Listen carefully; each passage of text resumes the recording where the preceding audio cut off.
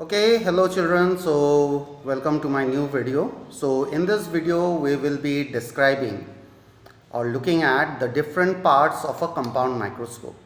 So you know that the microscope was invented by Anton von Leeuwenhoek, but the microscope which he invented was nothing better than a magnifying lens. So why this is called a compound microscope, we'll try to understand that. But before that, this is a light microscope. Why it is a light microscope? Because we can view the things with the help of natural light. The natural light will get reflected, and with the help of that we can see the illuminated object which is there in our slide. Now, in a typical compound microscope, the major parts are, this is called the arm of the microscope. With this arm you can move the microscope at your desired angle. Suppose you are sitting and you want to see like this, so you can move the microscope with the help of the arm. It is fixed to the feet of the microscope with the help of a swivel or a screw. And this is the main body of the microscope. This is the main body of the microscope which can be taken out. I'll just open and show you the parts.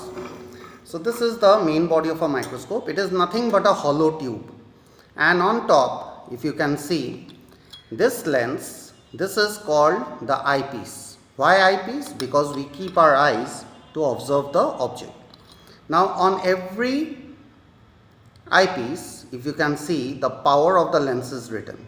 Here it is written 15x. That means it has a magnifying power of 15 times. And below this, you have one more lens. This lens is called the objective or the objective lens. These lenses also have a power written on them. For example, here it is written as 10x.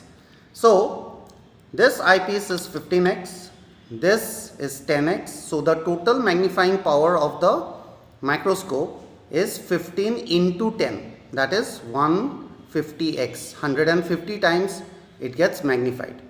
And there is one more lens here. It is having a power of 40x.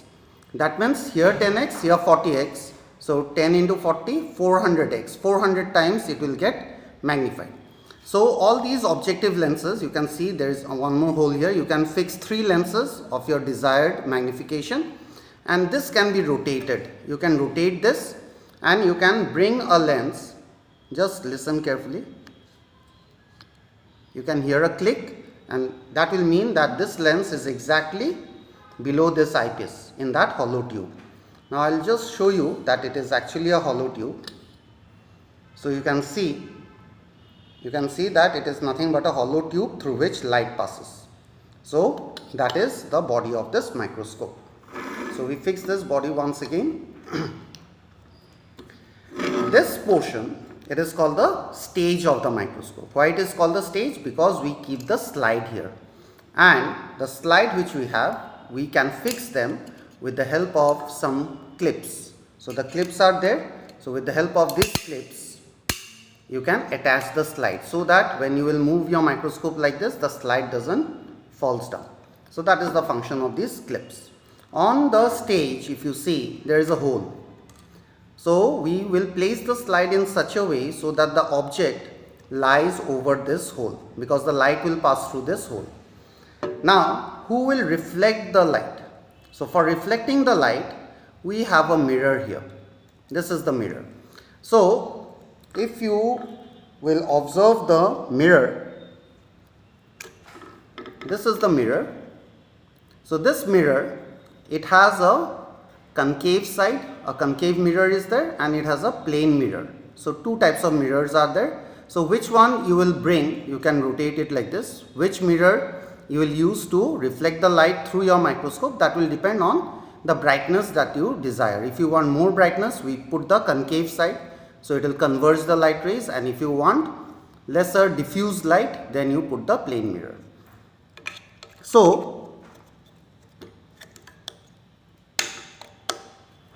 now this mirror will be reflecting the light, and this light will pass through a hole, and that hole, I'll show you just a moment. Yeah. So now you see there is a very interesting feature which helps us to control the amount of light which will pass through the microscope. This is just like the camera shutter. Most of you have seen a camera shutter, so it looks like a camera shutter. It is the aperture or condenser because it helps you to condense the light. If you want more light, you widen up the aperture, and if you want less light, you make the aperture smaller. So with this you can control the amount of light. So this is the overall structure of your compound microscope. Why it is called compound microscope? Because there are two lenses. It is a two lens system, an eyepiece and an objective lens. Now we come to one more important feature. Now after you place the slide, you have to focus. You know about focusing. In camera there is autofocus option. So here also it is a manual focusing. So you have a larger wheel here. If you move the wheel, this body moves up and down. So this is called course adjustment. So with the help of course adjustment, you can bring your object on the slide under focus. And after you bring the object under focus, then there is a smaller wheel. This is called the fine adjustment. So fine adjustment is to further refine the object that you are seeing. But fine adjustment, in most of the cases, it is not necessary. With the coarse adjustment only you can see the object under your microscope. So this is the overall structure and the different parts of a compound microscope. Hope this video will benefit you all. Thank you so much.